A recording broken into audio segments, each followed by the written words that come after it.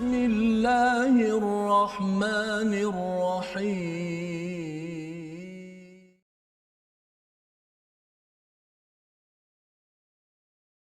أعوذ بالله من الشيطان الرجيم بسم الله الرحمن الرحيم الحمد لله رب العالمين الرحمن الرحيم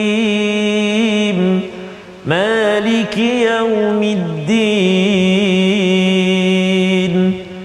إياك نعبد وإياك نستعين اهدنا الصراط المستقيم صراط الذين أنعمت عليهم غير المغضوب عليهم ولا الضالين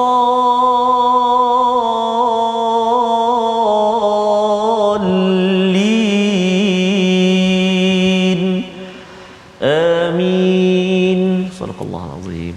Assalamualaikum warahmatullahi wabarakatuh. Alhamdulillah wassalatu wassalamu ala Rasulillah wa ala alihi wa man wala syada la ilaha illallah syada Muhammadan abduhu wa rasuluhu. Allahumma salli ala sayidina Muhammad wa ala alihi wa sahbihi ajma'in. Amma ba'du. Apa khabar tuan-tuan dan puan yang dirahmati Allah sekalian?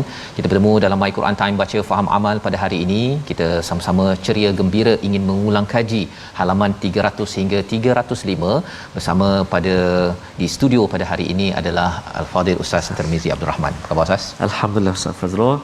Sihat ke? Alhamdulillah. Ya, kita doakan semua yang berada Betul, di depan kaca TV, yang berada di Facebook terus sihat ceria gembira Ustaz ya. Betul, pada hari ini kerana kita sudah pun selesai dengan surah Al-Kahfi dan hari ini kita ingin mengulang kaji kerana bila kita dah mula tadabbur sedikit surah Al-Kahfi ini, baca surah Al-Kahfi jadi pendek Ustaz. Dia jadi lebih bermaknalah ya. Berbanding dengan kalau kita baca surah Yasin ataupun baca surah yang lain yang lebih pendek, surah Al-Mulk pun kadang-kadang rasa macam tak habis-habis kan, disebabkan apa? Disebabkan memahaminya itu sendiri, cuba bertadabbur akan menjemput barakah daripada Allah Subhanahu Wa Taala. Pada hari ini kita akan mengulang kaji ya, halaman 300 hingga 305 bersama tetamu kita Ustaz. Siapa hari ini? Tetamu kita ni guru saya dulu ni. Al-Fadhil Ustaz Dr. Sanusi Ahmad Sanusi daripada Universiti Sains Islam Malaysia. Apa khabar Doktor? Alhamdulillah sihat. Sihatnya Ustaz Fazrul, Ustaz Tirmizi. Alhamdulillah. Ustaz Dr. Ahmad Sanusi kita ni senyum sokmo. Senyum sokmo. Senyum sokmo. Kalau kampung saya kata Ustaz Sanusi senyum sokmo dia kata. Sengih sokmo dia kata.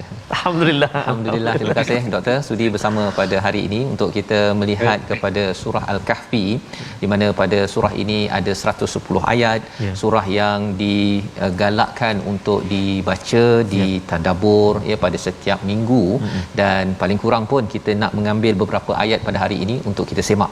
Jadi kita memulakan ayat 54 pada halaman 300 sebagai satu komentar daripada Allah Subhanahu Wa Taala selepas Allah menyatakan di hujung ayat 53 walam yajidu anha masrifa, terus muncul perkataan sarrafna pada ayat 54. Kita baca sama-sama bersama dengan tuan-tuan, jemput untuk share bersama rakan-rakan di Facebook yang mungkin pertama kali mengikuti My Quran Time, tak pernah dengar ya. Kita baru ni buat survey Ustaz ya, ada ramai yang tak pernah mendengar My Quran Time. Dia tanya surah Al-A'raf, boleh tak cerita pasal surah Al-A'raf? Jadi saya kata rujuklah MQT.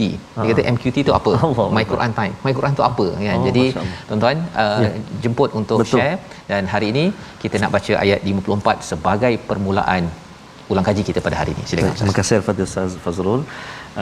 Khususnya yang saya muliakan Al-Fadhil Profesor Madya Dr. Ahmad Sanusi, juga yang saya kasihi ibu ayah, tuan-tuan dan puan-puan sahabat Al-Quran yang dikasihi oleh Allah Subhanahu Wa Taala sekalian.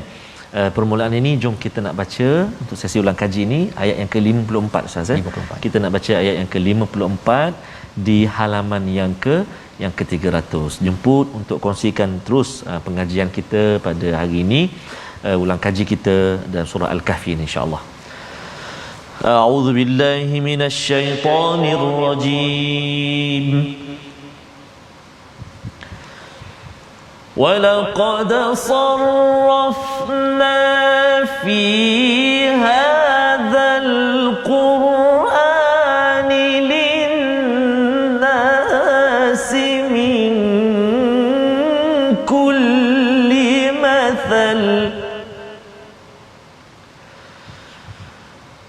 وكان الإنسان أكثر شيء جدلا صدق الله العظيم. Surah Al-Azim ayat 54, dan sesungguhnya kami telah menjelaskan berulang-ulang kali dalam Al-Quran ini kepada manusia dengan pelbagai perumpamaan, tetapi manusialah paling banyak membantah. Wa kanal insanu aktsara syai'in jadala. Kita ingin bersama Al-Fadhil Ustaz Dr. Ahmad Sanusi untuk kita melihat doktor ya, bila Allah menggunakan perkataan sarrafna di sini, selepas daripada ayat 53 ada perkataan masrifa. Nak tahu apa sebenarnya kaitan dengan psikologi manusia, bagaimana Quran ini memberi kesan, dan mengapa masih ada lagi orang yang suka berbantah, agar tak naklah kita jadi orang begitu Ustaz ya. Ustaz. Silakan Dr. Ahmad Sanusi. Baik, terima kasih Ustaz Fazrul, Ustaz Tirmizi. Assalamualaikum warahmatullahi wabarakatuh. Alhamdulillahirabbil alamin, wassalatu wassalamu ala asyrafil anbiya'i wal mursalin wa ala alihi wasahbihi ajmain, amma ba'd.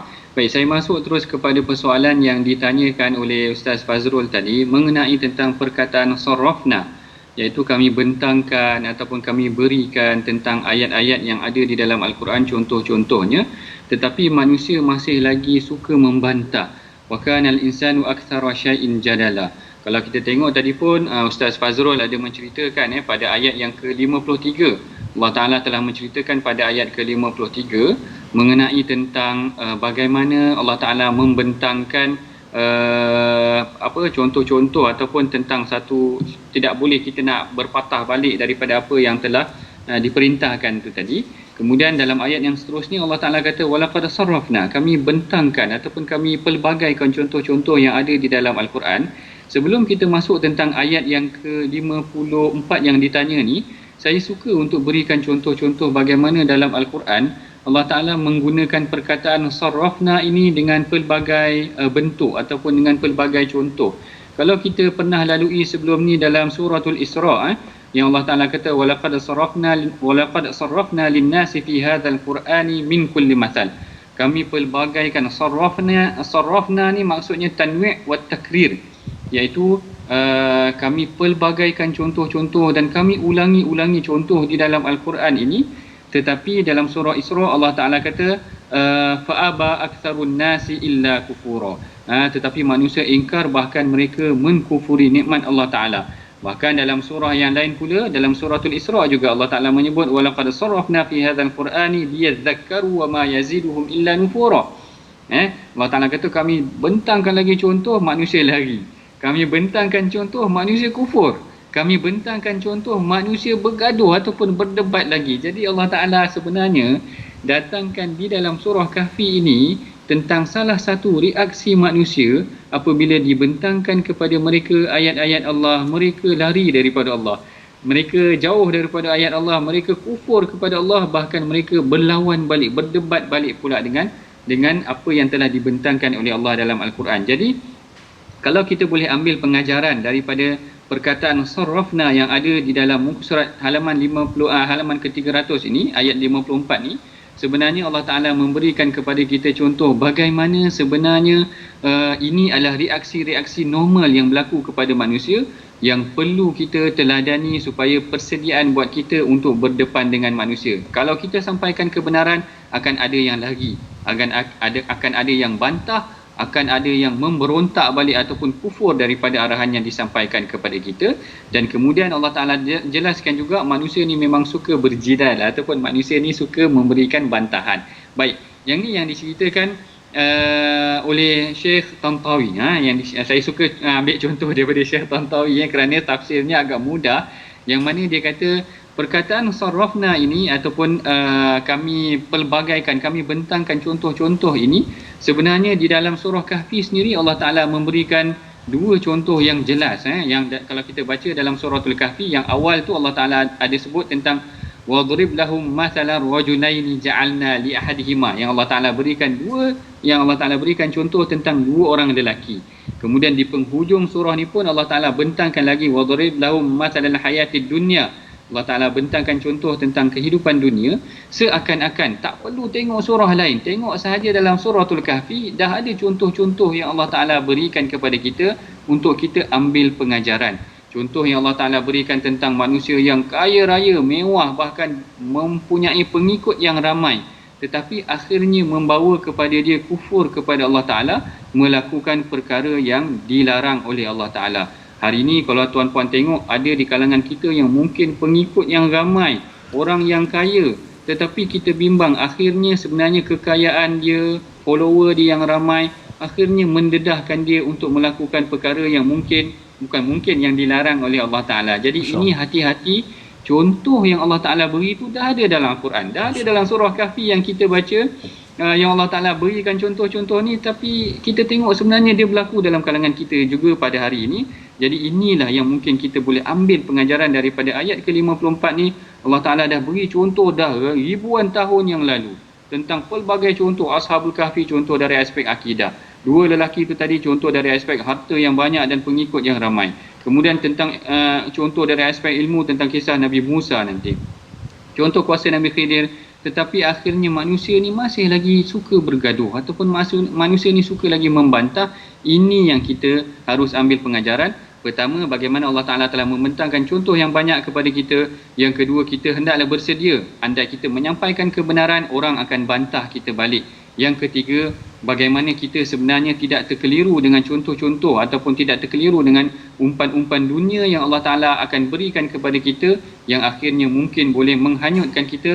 Yang keempat, boleh membawa kita kepada bermujadalah, itu berdebat balik dengan apa yang telah Allah Ta'ala dan Rasulullah ajarkan di dalam Al-Quran dan hadis. Secara ringkasnya macam itulah kot Ustaz. Baik, terima kasih diucapkan pada Dr. Ahmad Sanusi menjelaskan tadi Ustaz tentang betapa Allah bawakan banyak misal, contoh itu untuk kita contohlah kan. Contoh ambil kebaikannya, tetapi bila berinteraksi dengan contoh ni yang disampaikan oleh Ustaz Dr. Ahmad Sanusi tadi, manusia ni dia bukan ambil pelajarannya, dia nak bergaduh ataupun berjidal, yang berbalah. Pemuda itu bukan aku kan, ataupun pemuda tu banyak follower, pasal follower dia ada pekerja dia, saya follower kat Facebook, dia cuba nak berjidal, tapi rupa-rupanya jidal ini sifat manusia yang kita harap ia tidak menyebabkan kita jauh daripada beriman, memohon keampunan pada Allah, ya, berbanding dengan jidal itu kerana hal dunia. Itu highlight Dr. Ahmad Sanusi sebentar tadi. Dunia akan menyebabkan kita jidal, ya. Tapi kalau katakan kita uruskan dunia dengan perspektif dalam surah Al-Kahfi ini, ada follower, ada staff, ada pasukan, ada harta, semuanya itu kita uruskan dengan ketauhidan betul-betul kepada Allah Subhanahu Wa Taala. Dan ketauhidan ini memerlukan ilmu, Ustaz, ya. Itu sebabnya bercakap tentang ilmu ini, Nabi Musa terus belajar, ya. Istilahnya pada ayat 60 itu au amdiya huquba, iaitu aku akan terus belajar selama mungkin, aku akan cari juga cikgu tersebut. Tetapi bila dah jumpa cikgu pada halaman 301 itu, cikgu dah bagi syarat, ya, kata Nabi Musa pada ayat yang ke 69, satajiduni insyaallahu sabira, ya, iaitu aku ni insya-Allah akan jadi anak murid yang sabar, wala a'si laka amra, ya, tidak akan derhaka kepada perintah ataupun satu urusan pun. Tetapi apa yang berlaku bila jalan-jalan Ustaz, ya? Peristiwa pertama sampan, ya, peristiwa kedua ialah bunuh anak, dan peristiwa ketiga ialah dinding runtuh tersebut. Peristiwa pertama itu sampan itu, selepas saja peristiwa sampan, terus sahaja Nabi Musa kata ini imra, kan, pada ayat yang ke-71, ya, ini kesalahan besar, tak logik betul kan.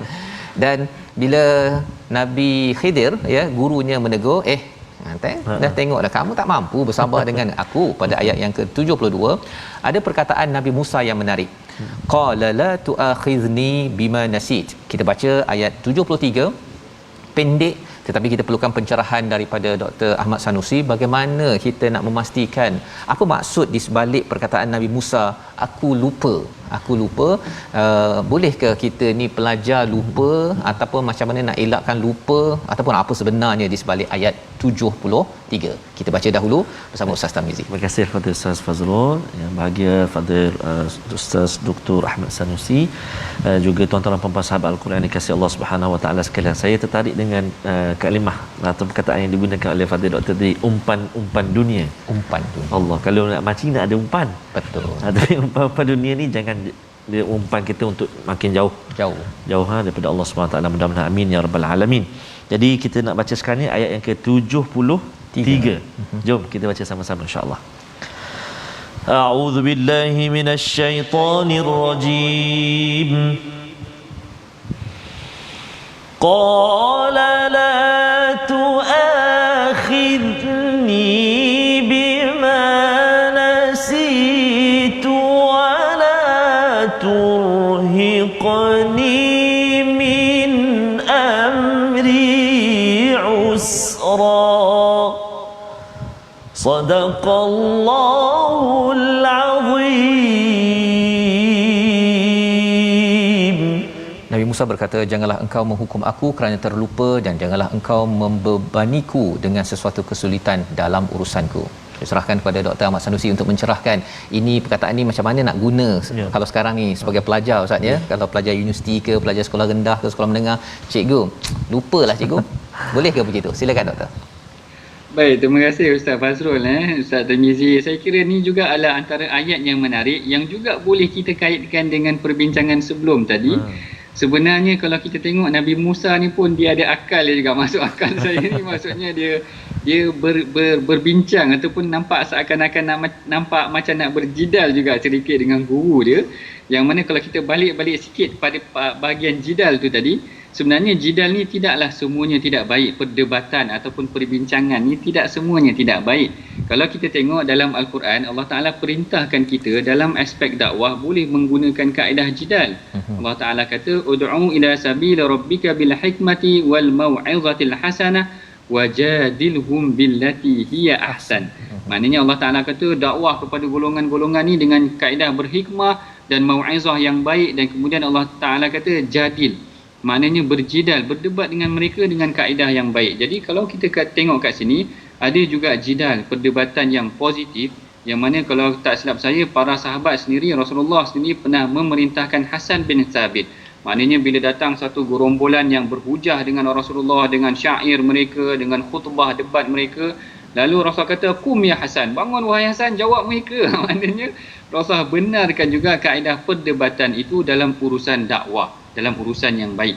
Cuma yang tidak baik itu tadi, yang mana yang kita sebutkan tadi, Allah Ta'ala juga pernah mengajak dalam Quran. Allah Ta'ala kata, wa minan nasi man yujadilu fillah bighairi ilmin wala hudan wala kitabin munir. Yang mana orang ni berdebat dalam urusan perkara-perkara yang mengenai tentang Allah tetapi tidak mempunyai ilmu. Yang ni macam yang kita sebutkan tadi, orang yang suka berjidal, dia duk habis berdebat dalam internet, dalam Facebook, dalam Twitter, dalam WhatsApp, tapi tak selesaikan apa-apa masalah pun, seronok berdebat.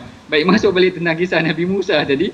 Nabi Musa ni apabila diperintahkan oleh Nabi Khadir, ada yang kata Khidir, ada yang kata Khadir, ada yang kata Nabi, ada yang kata bukan Nabi, tetapi rajulan salihan, maknanya orang yang baik, orang yang saleh ni tadi, dia memerintahkan ataupun menasihatkan Nabi Musa tentang satu perkara, iaitu tentang soalan yang kalau boleh kau ikut aku, jangan tanya banyak ataupun jangan persoalkan apa-apa.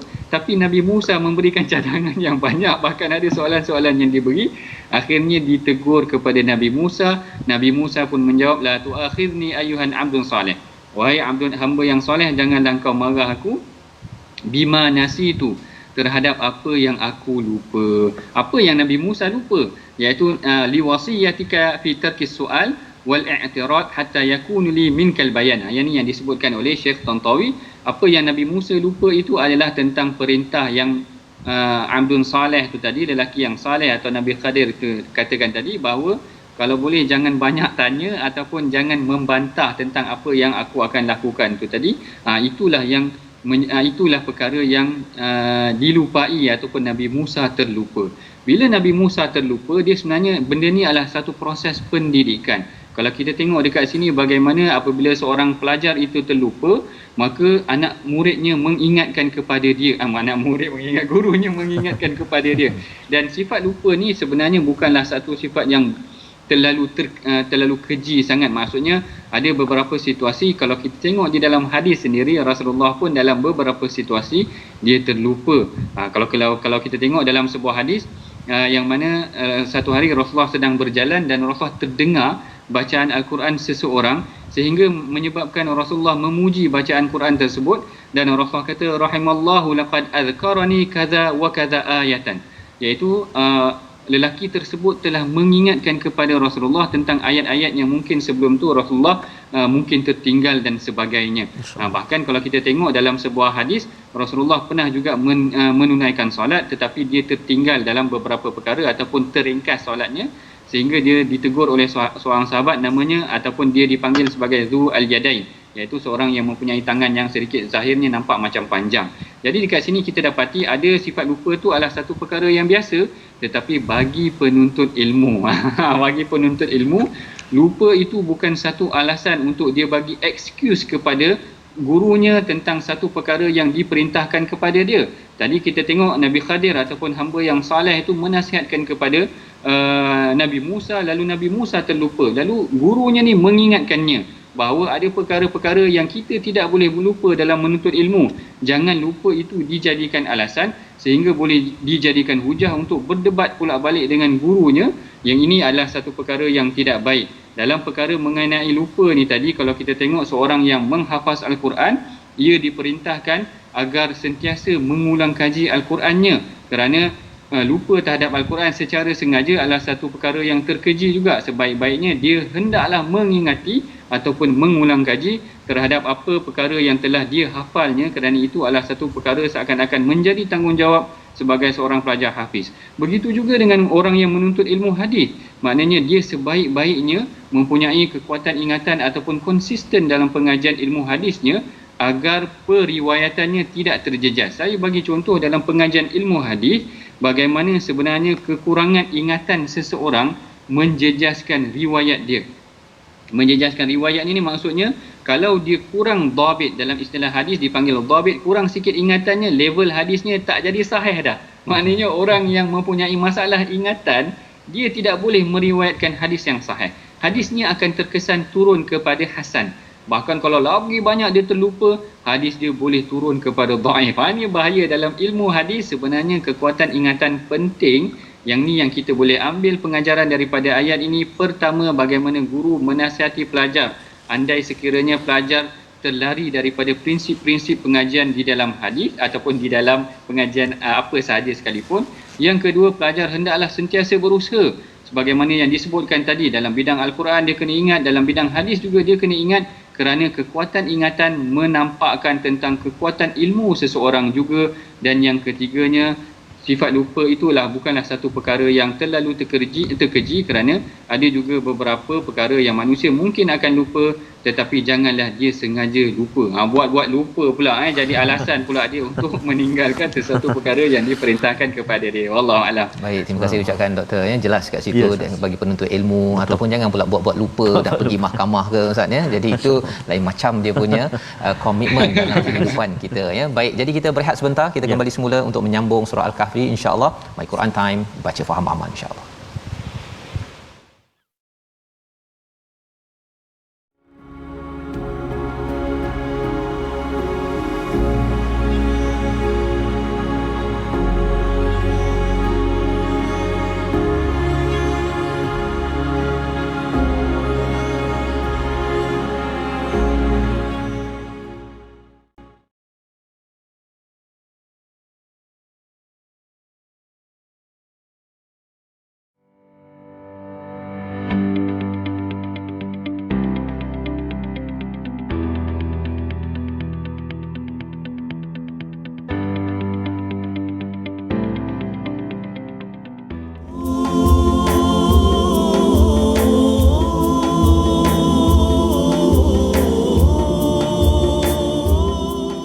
اللهم ارحمنا بالقرآن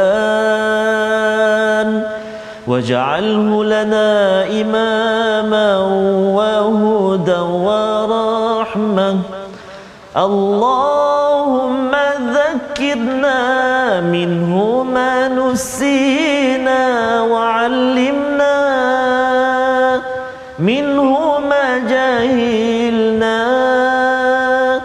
warzuqna tilawatahu ana al-laili wa atrafan nahar waj'alhu lana hujjatan ya rabbal alamin. Dengarkan yang original sekejap lagi insya-Allah. Tuan-tuan dan puan sahabat Al-Quran, ibu ayah yang dikasihi Allah Subhanahu Wa Taala sekalian, alhamdulillah kita menyambung kembali ulang kaji kita pada saat ini. Dan sebut pasal lupa ni Allah Ustaz, kadang-kadang boleh jadi imam tu lupa Ustaz. Qul ya ayyuhal kafirun la a'budu ma ta'budun wala antum 'abiduna ma a'bud wala ana 'abidum ma 'abadtum wala antum 'abiduna ma a'bud. Tak jumpa wala ana 'abidum ma 'abadtum. Dia bukan, kalau dulu pada zaman sahabat tu pasal lepas minum arak tapi sekarang okey kan. Yang itulah. Masalahnya yang belakang imam pun lupa juga. Lupa juga. Lalah siapa tegur tu yang tengah ambil wuduk. Rukuklah dia kata. Itu sajalah pengalaman yang dikongsikan oleh sahabat-sahabat kita. Mudah-mudahan kita selalu dapat saya terkesan juga dengan nasihat daripada guru saya Al-Fadhil Ustaz Dr. Ahmad Sanusi untuk senantiasa bersama dengan Al-Quran ulang baca hukum tajwid yang kita belajar, kita cuba semak kembali ulang kembali untuk supaya kita tak lupa insya-Allah ya. Dan ini adalah disiplin penting ya. Dan dalam kisah Nabi Musa bersama dengan Nabi Khadir ini sebenarnya lupa adalah salah satu daripada perkara yang dinyatakan ya. Dan kemudian cikgunya ni masih lagi bagi peluang Ustaz. Tak apalah, okey, next kan. Second trip ya, pada perjalanan yang kedua pun ada lagi pertanyaan Ustaz ya daripada Nabi Musa, iaitu pada ayat yang ke-74 laqad ji'ta syai'an nukra ya. Maksudnya Nabi Musa menegur kepada gurunya.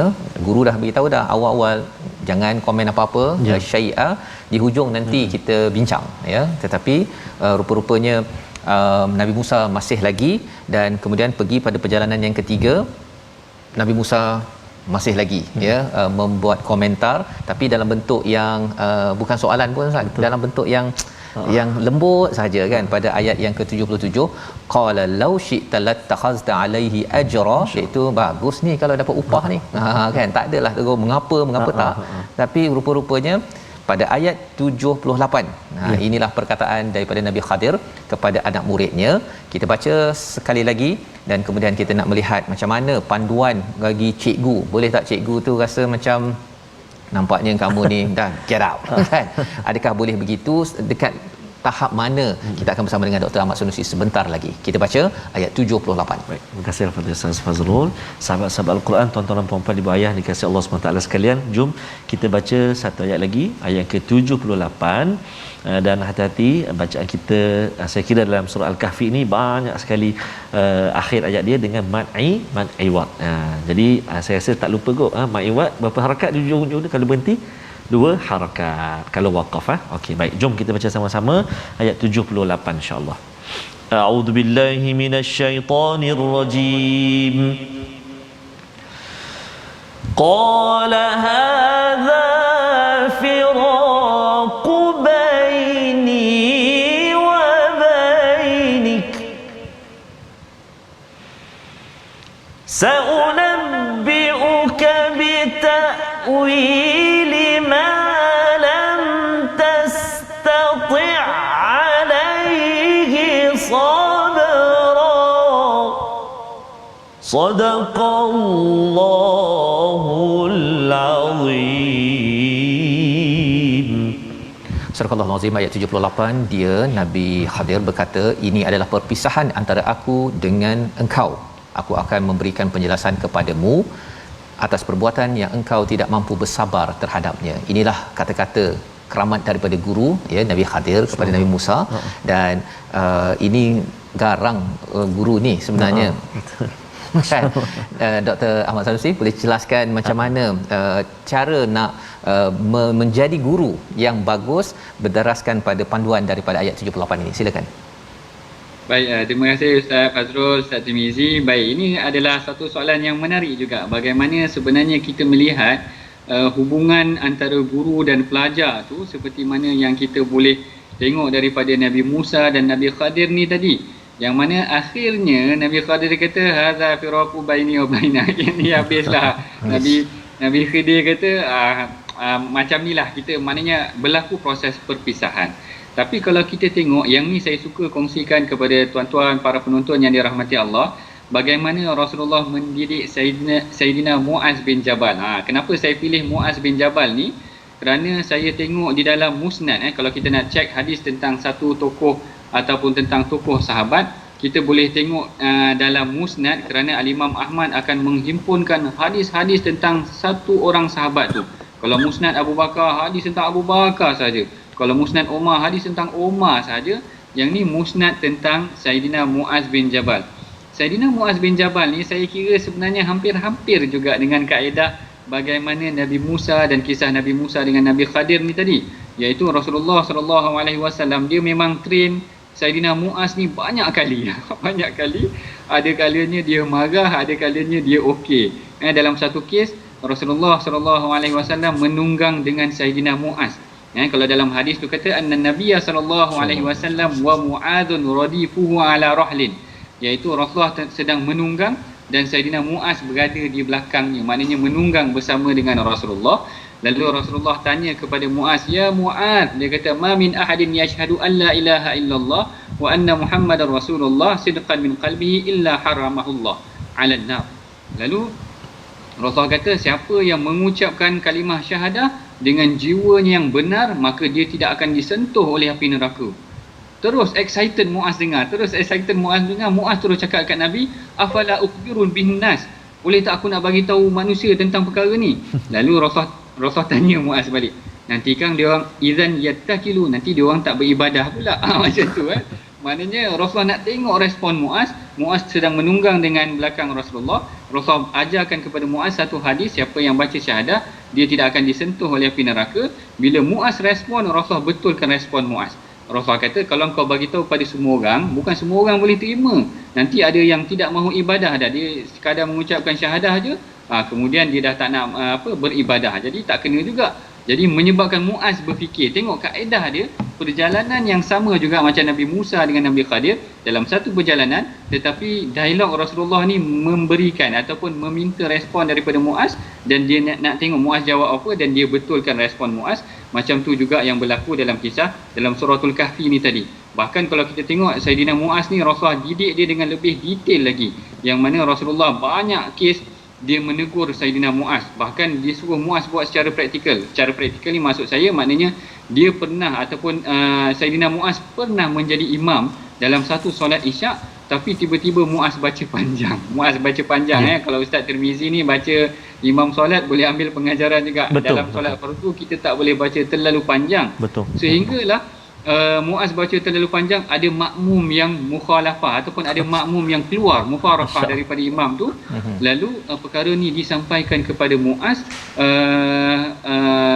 Rasulullah tegur Muaz, sehingga kan Rasulullah memberikan teguran yang agak keras juga. Rasulullah kata, afatanun ya Muaz, kau nak jadi tukang fitnah ke Muaz? Jadi Muaz kena tegur lagi kerana kesilapan yang dia lakukan. Tetapi Rasulullah tegur dia dengan jalan yang baik.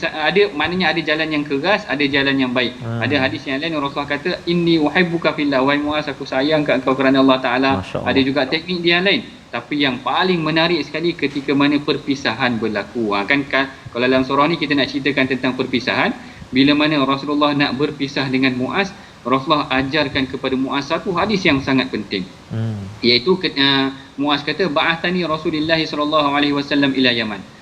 Muaz kata, Rasulullah hantar aku nak pergi ke Yaman. Bila mana aku dah nak melalui perjalanan aku je, lalu Rasulullah pun kata kepada Muaz, atadri lima ba'athtu ilaika, wahai Muaz, kan aku dah train kau lama, aku dah ajar engkau ketika menunggang dengan kau, ketika engkau solat, ketika engkau buat sedemikian semua aku dah ajar engkau. Sekarang ni aku hantar engkau daripada menjadi anak murid kepada guru di Yaman.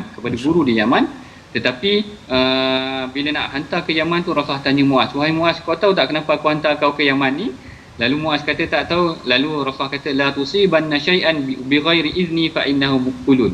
Apabila engkau sampai ke Yaman nanti, engkau akan jumpa dengan ahli kitab, engkau ajar dia perkara akidah dan sebagainya. Tetapi salah satu perkara yang diajarkan oleh Muaz juga, kau jangan ambil apa-apa harta tanpa keizinan daripada aku. Sekiranya kau ambil harta tanpa keizinan daripada aku, maka ianya adalah ghulul, iaitu harta haram dia seakan-akan Rasulullah melarang daripada mengambil harta rakyat yang tidak dibenarkan seperti rasuah dan sebagainya. Jadi ini prosesnya. Rasulullah ajar dengan kaedah yang sangat detail dari aspek ibadah, akidah dan sebagainya. Tetapi bila aplikasi tersebut, pelajar itu hendaklah memahami bagaimana ilmu yang dipelajari boleh mendapat manfaat buat seluruh rakyat.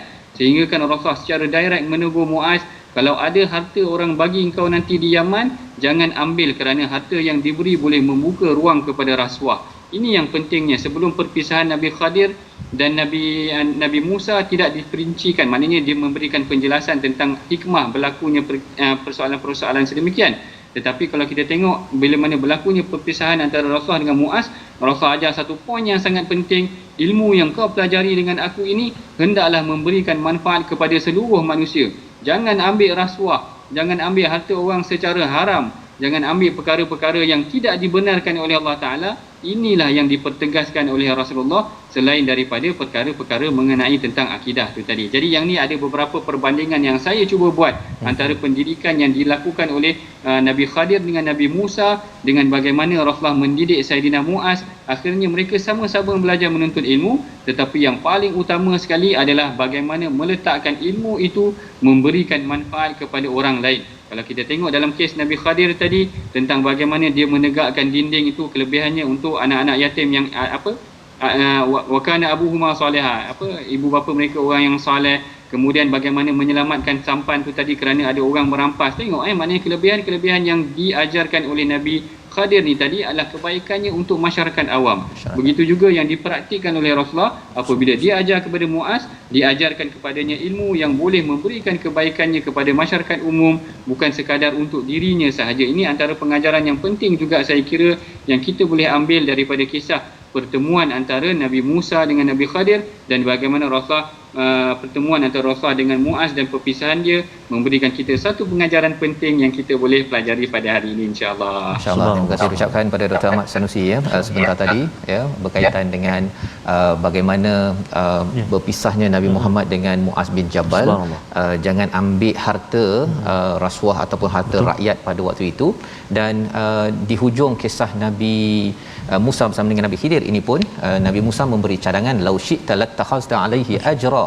Bagus ni ambil upah ni kan. Rupanya itulah saat berpisah mereka yang harapnya di situ mesej kepada guru-guru maksudnya kalau ada yang halal tu okey, tapi janganlah sampai melampau-lampau, apatah lagi menyalahgunakan kredibiliti dan juga kepercayaan orang untuk mengambil upah yang melampau ataupun tidak dibenarkan. Itu satu lagi lah yang terfikir sebentar tadi bila doktor menjelaskan tentang disiplin yang menarik tentang Muaz bin Jabal dihantar ke tempat lain oleh Nabi Muhammad sallallahu alaihi wasallam. Jadi kita nak meneruskan kisah Nabi Musa ini diteruskan dengan kisah yang seterusnya, kisah keempat iaitu Zulkarnain, Masya-Allah.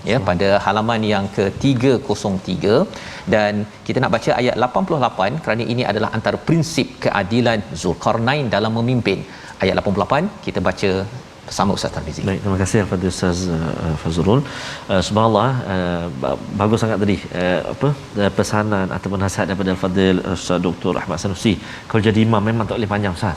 Tambah-tambah kalau kita jadi imam baca mujawab macam musabaqah tu. Bismillah, Allahu Akbar. Hingga bila dia seorang. Jadi maksudnya itulah Ustaz Doktor peringatan teguran daripada guru-guru kita, pengalaman yang kita ambil daripada guru kita bila jadi imam. Kadang-kadang secara directly, secara langsung tak dicerita, tapi secara kita melihat macam tu macam tu bacaan dia macam ni, doa dia macam ni, wirid dia sebagainya. Jadi itu subhanallah kita dapat ambil pelajaran insya-Allah. Jadi kita nak baca sekarang tuan-tuan dan puan-puan sahabat Al-Quran, kita nak baca ayat yang seterusnya iaitu ayat yang ke berapa tadi Ustaz? 88 kita nak baca insya-Allah. A'udzubillahi minasyaitonir rajim. Wa amma man amana wa 'amila salihan falahu jazaa'anil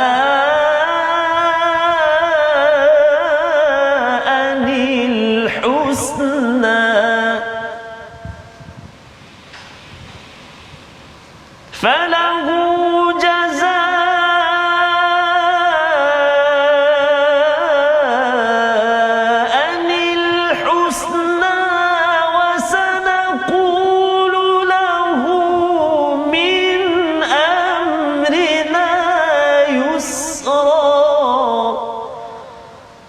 Sadaqallahul azim.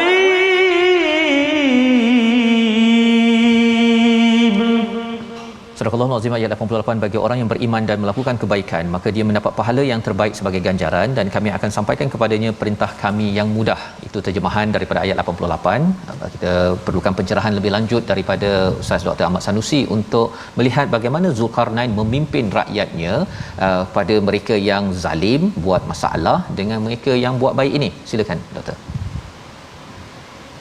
Baik, terima kasih Ustaz Fazrul, Ustaz Timizi. Kalau kita tengokkan ayat ini, dia sebenarnya adalah rangkuman daripada permulaan ayat 83 lagi, yang mana Allah Ta'ala menceritakan kepada kita tentang kisah Zulkarnain, yang mana di sinilah bila mana dia bertemu dengan satu kaum pada ayat yang ke-86 kalau tak silap saya, maka kaum ini adalah kaum yang mengingkari Allah Ta'ala.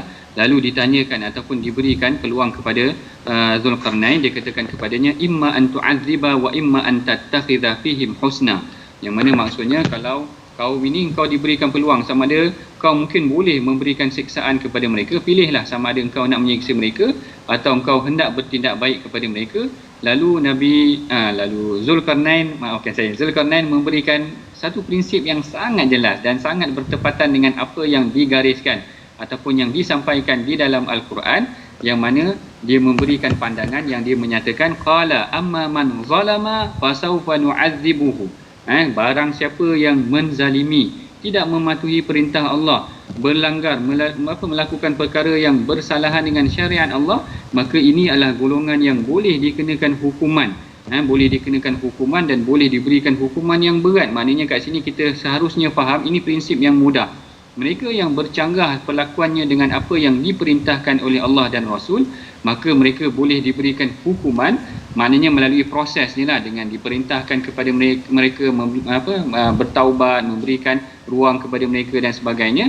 Tapi sekiranya mereka terus melakukan kezaliman, maka mereka boleh dikenakan hukuman. Kemudian Zulkarnain pun di dalam ayat ini juga menyebutkan, dia kata wa amma man amana wa amila salihah, mereka yang beriman dan melakukan amal saleh, falahu jazaa'anil husna, mereka akan dapat balasan yang baik, wa sanaqulu lahu min amrina yusra. Kalau dalam terjemahan di sini dia kata, dan kami akan perintahkan kepadanya perintah-perintah kami yang tidak memberati. Dalam ayat ni disebutkan wa sanaqulu lahu min amrina yusra, seakan-akan Allah Taala akan memberikan mereka kata-kata ataupun perintah yang baik yang tidak memberatkan. Kalau perkataan yang Allah Ta'ala gunakan di dalam surah Kahfi ni, kita perhatikan dia kata min amrina yusra. Syekh Tantawi menyatakan, dia kata mereka yang melakukan amal saleh ini, kami akan memberikan kepadanya kata-kata ataupun perintah kepada mereka yang mana yusra, yang mudah, la su'ubatan, yang tidak memberikan bebanan. Yang ni sebenarnya saya suka untuk mengajak tuan-puan berfikir. Ada kalanya kadang-kadang bila kita nak melakukan perintah Allah Ta'ala ni, kita terasa berat hati kita. Allahu Akbar. Yang ni sebenarnya adalah satu muhasabah juga buat diri kita. Kalau kita diperintahkan oleh Allah Ta'ala untuk melakukan solat, kita terasa solat kita berat, apakah sebenarnya kita benar-benar beriman dan melakukan amal saleh? Nah, yang ni juga kita kena faham. Kan dia kata min amrina yusra, kami akan memberikan mereka perintah yang dia akan rasa ringan, mudah. Tapi bila kita tengok, kenapa aku solat rasa susah? Yang ini sebenarnya dia muhasabah untuk amanah bihi. Betul. Tentang amanah wa amila salihah, tentang keimanan dan amal soleh. Saya suka untuk mengajak kita sama-sama muhasabah, sebab kita semua lalui. Ada kalanya kita dengar Quran, kita rasa seronok dengan Quran. Ada kalanya kita dengar Quran, kita tak rasa apa-apa, tuan-puan. Macam dengar kat restoran kedai mamak tu, kita tak rasa apa-apa. Ada kalanya bila kita dengar Quran, kita rasa nak menangis. Yang ni adalah tahap keimanan yang Allah Ta'ala campakkan dalam jiwa kita, yang menunjukkan sebenarnya status juga ataupun tentang keadaan diri kita. Sebab tu ada kalanya kita rasa kita nak solat, kita rasa seronok solat. Ada kalanya kita nak baca Quran, kita tak nak berhenti baca Quran. Tapi ada kalanya kita nak bangun solat pun malas. Ini adalah satu kriteria ataupun sebenarnya indikator juga untuk kita mengambil pengajaran daripada ayat ini. Wa amma man amana wa amila salihah. Siapa yang beriman kepada Allah Ta'ala dan melakukan amal soleh, maka dia akan mendapat jazaa'anil husna wa sanaqulu lahu min amrina yusra, dan kami akan memberikan dia perintah yang tidak membebankan dia. Satu aspeknya adalah perintah syariat itu tidak membebankan manusia, tetapi satu aspek yang lain mungkin juga kita boleh pelajari. Yusra yang dimaksudkan di dalam hati orang beriman ini adalah mereka merasa mudah ataupun seronok untuk melakukan amal soleh dan keimanan itu tadi. Andai sekiranya mereka merasa berat, Allahu Akbar, ini adalah satu proses muhasabah yang kita harus sama-sama pandang ataupun ambil pengajaran. Jangan sampai kita rasa nak melakukan ibadah berat sehingga menyebabkan kita tidak mampu untuk melakukan apa yang diperintahkan oleh Allah. Terima kasih diucapkan pada Dr. Ahmad Sanusi. Ustaz, ya, kita nak berdoa agar kita dimudahkan pada urusan menuju Tuhan, ya, bukannya bab dunia. Kalau yang ting yang itu cepat kan, tetapi yang bab yang Allahu Akbar dia lambat. Moga-moga Allah pimpin kita, Ustaz. Amin. Silakan Ustaz. A'udzubillahi minasyaitonir rajim. Bismillahirrahmanirrahim. Alhamdulillahirabbil alamin wassalatu wassalamu ala rasulillahil amin sayyidina Muhammadin wa ala alihi wa sahbihi ajma'in. Allahumma ya Allah wa ya Rahman wa ya Rahim, ampun dosa kami ya Allah, ampun dosa kedua ibu bapa kami ya Allah, muslimin dan muslimat bi rahmatika ya arhamar rahimin. Ya Allah wa ya Rahman wa ya Rahim, campakkanlah kemanisan buat kami dalam beribadah ya Allah. Campakkan ya Allah kemanisan buat kami dalam beribadah kepadamu ya Allah. Maka ya Allah, tolong kami untuk kami senantiasa ingat padamu. Tolong kami untuk kami mensyukuri pemberianmu. Tolong kami untuk kami memperbaiki melipat gandakan amal ibadah kami kepadamu ya Allah. Wa sallallahu ala sayyidina Muhammad wa ala alihi wa sahbihi baraka wasallam. Walhamdulillahi rabbil alamin. Taqabbalallahu minkum. Amin ya rabbal alamin. Moga-moga Allah mengabulkan doa kita, Ustaz. Terima kasih diucapkan pada Dr. Ahmad Sanusi. Kita ingin membina masyarakat yang dunianya letak di tangan, Ustaz, ya, bukan letak di hati, sehingga kan wasanaqulu lahu min amrina yusra, dimudahkan urusan-urusan kita, semua perkara Allah suruh kita dimudahkan. Inilah yang ingin kita bina dalam gerakan tabung gerakan Al-Quran, ya, untuk kita memasukkan nilai, membina nilai ini dalam masyarakat, dalam ahli keluarga kita, dalam masyarakat kita, sehingga kan yang baik-baik kita bersegera, yang tak baik itu kita akan kritik dan kita akan lambat dan kita hapuskan daripada kehidupan kita. Dan terima kasih sekali lagi diucapkan pada Dr. Ahmad Sanusi yang sudi bersama, dan moga-moga Doktor kita dapat lagi bersama dalam program kita pada masa akan datang, insya-Allah. Doktor, terima kasih. InsyaAllah. Baik, terima kasih diucapkan, dan kita bertemu lagi tuan-tuan dalam halaman baru pada hari esok. Kita mendalami surah Maryam, tak sempat kita ulang kaji. Tetapi insya-Allah kita akan terus menjejak Saidina Maryam dalam My Quran Time, baca faham amal, insya-Allah. Jumpa lagi.